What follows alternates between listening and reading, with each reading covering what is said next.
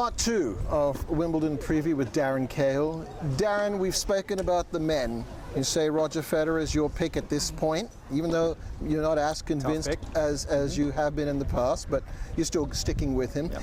Let's look at the women for this year's Wimbledon. Are we talking anyone but Serena? We're talking about everyone. Go for it.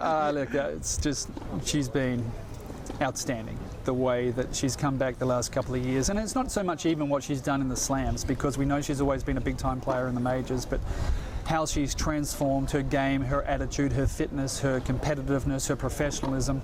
We've seen it much more in the week in, week out tournaments on the WTA, and I think that's been really important to her to set that type of example. And I feel like her example she's setting now is the example that Federer set back in 2005, 2006 when he really separated himself from the field. She's done that now, and now it's up to everybody else in the women's game to chase her and to get better, to train harder, to be more professional. And I think a lot of the ladies are paying more attention to what she's doing, and God bless her, she's done incredibly well. She's the raging favourite for the women's game.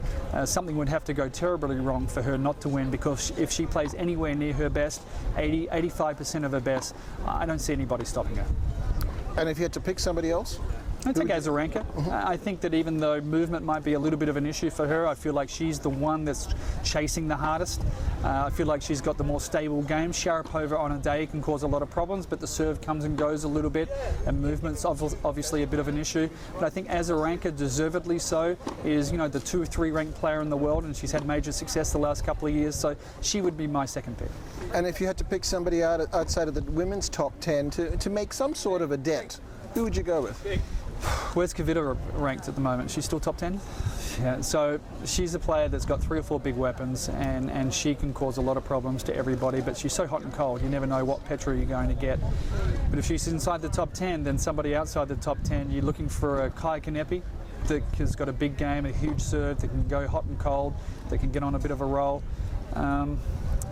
Maybe Ana Ivanovic, if she can really pull a game together and believe in herself a little more in the big matches. If she can get a lot of forehands and get that serve working, she can also cause some problems. But are we talking anybody beating Serena? I think not Craig Gabriel. So you're going with Roger Federer for, what is it, 18, sorry. Correct.